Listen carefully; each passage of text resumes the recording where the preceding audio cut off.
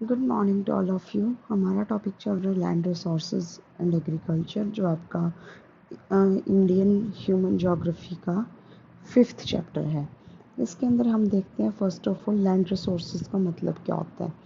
Land जिसको हम use करते हैं डिफरेंट पर्पसेस के लिए, वो हो जाते हैं हमारे लैंड रिसोर्सेज। जो हमारी लैंड जो है किसी न किसी काम के लिए ऑक्यूपाई कर ली गई है, चाहे वो रिवर है या दूसरा ट्रीज़ लगाना हो गया या किसी भी दूसरे पार्ट के लिए, चाहे वो बिल्डिंग कंस्ट्रक्ट करने के लिए आ जाए या रोड कंस्ट्रक्ट करने के लिए आ जाए, उन सभी को हम लैंड यूज़ बोलते हैं। डिफरेंट टाइप के लैंड होते हैं जो हमारे डिफरेंट डिफरेंट पार्ट चीज़ों के लिए यूज़ किए जाते हैं। ह्यूमन बीइंग भी उसको यूज़ करता है पॉपुलेशन प्रोडक्शन के लिए, और साथ के साथ अपने रेजिडेंस के लिए उसको यूज़ करने का काम करते हैं। जो लैंड यूज़ कैटेगरीज जो हैं वो दो टाइप की होती हैं, और सॉरी लैंड यूज़ जो है दो टाइप की होती हैं। फर्स्ट होता है लैंड यूज़ और सेकंड होता है लैंड कवर। ठीक है। लैंड कवर का मतलब क्या होता है, वो एरिया जो किसी ना किसी पर्पस के लिए कवर किया गया है, दैट इज़ लैंड कवर। और लैंड यूज़ जो हमारा किसी काम को करने के लिए जो लैंड यूज़ की जा रही है उसको हम बोलते हैं लैंड यूज़। अब मानकर चलो जैसे हमारा पूरा का पूरा एरिया है, वो इंडिया का जो एरिया आ जाएगा वो तो हो जाएगा लैंड कवर।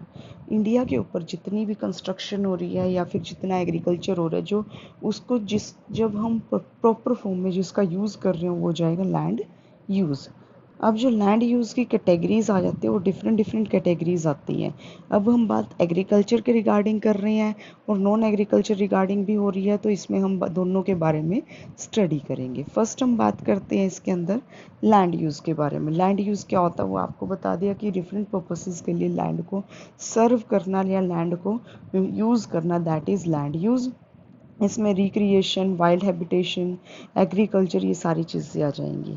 अब जो लैंड यूज़ है ये सरफेस को जो हमारा पूरा का पूरा, इसके अंदर ये चीज़ नहीं आती कि हमारा सरफेस जो है कितने एरिया को कवर कर रहा है। इसके अंदर वो चीज़ आती है जो हम किसी न किसी पर्पज़ के लिए यूज़ कर रहे हैं, वो आता है लैंड यूज़ का पार्ट। अब इसके अंदर फर्स्ट इसकी कैटेगरी आती है फॉरेस्ट। यानी जो फॉरेस्ट का मतलब क्या होता है कि वो एरिया जिसके ऊपर आपके काफ़ी सारे ट्रीज़ इकट्ठी एक क्वांटिटी के अंदर एक जगह पर अवेलेबल हैं, दैट इज़ फॉरेस्ट। अब जो फॉरेस्ट है वो आपकी लैंड यूज़ की कैटेगरी आ जाएगी। अब नो डाउट आपको पता है कि पूरे के पूरे लैंड के ऊपर फॉरेस्ट तो है नहीं, तो जितने एरिया में फॉरेस्ट है उसको ही हम लैंड फॉरेस्ट यूज़ लैंड बोला जाएगा, इसीलिए हम इसको अलग से डिफाइन करते हैं। नेक्स्ट आता है land put on non agriculture uses.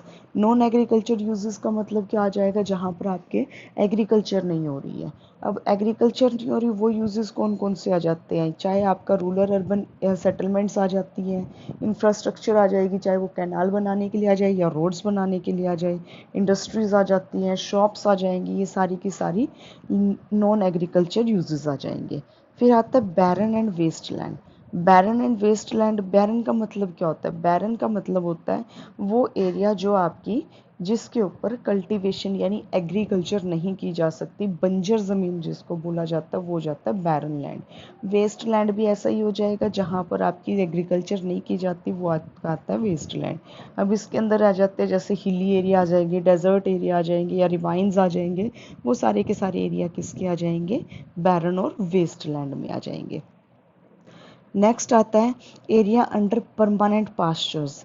Area under permanent pastures का मतलब आ जाता है कि वो एरिया जहाँ पर प्रॉपर फॉर्म में, काफ़ी बड़ा एरिया जहाँ पर प्रॉपर फॉर्म में एनिमल्स के ग्रेजिंग के लिए जो एरिया डेवलप किया गया है, यानी वहाँ पर जो फूडर क्रॉप्स है वो लंबे टाइम पीरियड तक वहाँ पर अवेलेबल है, और वहाँ पर कोई भी क्रॉप रोटेशन नहीं की जा रही है, यानी बार बार कोई डिफरेंट डिफरेंट क्रॉप्स नहीं उगा जा रही है, सिर्फ और सिर्फ वहाँ पर क्या हो रहा है, फूडर क्रॉप्स उगी हुई हैं, और वहाँ पर एनिमल्स जो हैं वो ग्रेजिंग करने का यानी चरने का काम करते हैं। उस एरिया को परमानेंट पास्चर लैंड बोला जाता है।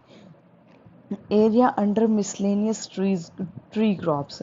मिसलेनियस ट्री क्रॉप्स का मतलब आता है कि वो एरिया जहाँ पर क्या है डिफरेंट डिफरेंट चीज़ों की एग्रीकल्चर की जाती है, वो हो जाता है आपका मतलब सॉरी, वो एरिया जहाँ पर डिफरेंट डिफरेंट ट्रीज़ उगाए गए हैं वो हो जाते हैं मिसलेनियस ट्रीज़, जिनसे आपको क्रॉप्स नहीं मिलती, बट वो सिर्फ और सिर्फ डिफरेंट पर्पसेस के लिए वहाँ पर ये ग्रो किए गए हैं, उसको मिसलेनियस ट्रीज़ कहा जाता है।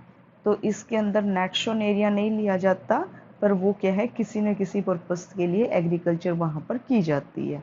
ठीक है, नेक्स्ट आ जाता है कल्चरेबल वेस्ट लैंड, यानी वो लैंड जो आपकी जिसके ऊपर एग्रीकल्चर तो हो सकती है बट वहाँ पर एग्रीकल्चर नहीं की जा रही है, या तो वो क्या है खाली छोड़ रखी है या फिर उसके ऊपर दूसरी चीज़ों के लिए उसको यूज़ कर रहे हैं, जैसे घर बनाने के लिए दूसरी और किसी चीज़ के लिए हम उसको यूज़ कर रहे हैं, वो क्या हो जाएगा कल्चरेबल वेस्ट लैंड हो जाएगा।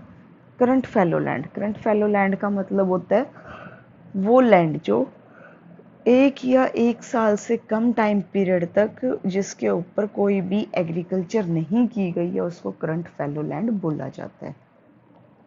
फिर आता है fallow land other than current fallow, यानी उस एग्रीकल्चर नहीं की जा रही है, यानी 1 साल से कम टाइम पीरियड तो है ही है, साथ में 5 साल से ज़्यादा टाइम भी नहीं हुआ है, उस टाइम पीरियड तक हमारे यहाँ पर कोई भी एग्रीकल्चर नहीं की गई है, उस लैंड को खाली छोड़ा हुआ है 5 साल से 5 साल तक, तो उस एरिया को हम बोलते हैं fallow land other than current fallow land.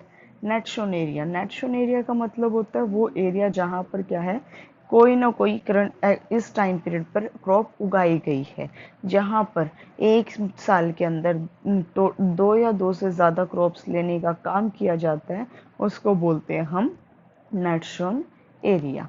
ठीक है, ये आपकी जितनी भी आपकी लैंड यूज़ कैटेगरीज हैं उनको की एक्सप्लेनेशन है। अगर इसके अंदर कोई प्रॉब्लम आती है तो मुझे बता दो, अदरवाइज हम नेक्स्ट टॉपिक नेक्स्ट क्लास में करेंगे। ओके।